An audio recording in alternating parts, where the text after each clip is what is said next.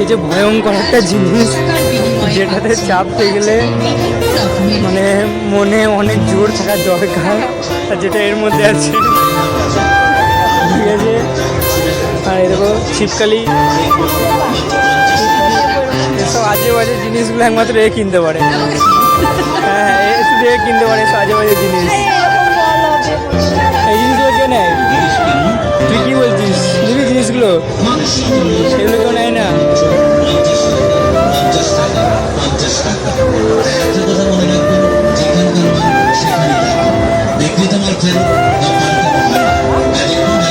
এখন ভাবছি আমি কোন দিকে হাত বাড়াবো, একবার এদিকে দেখছে একবার এদিকে দেখছে।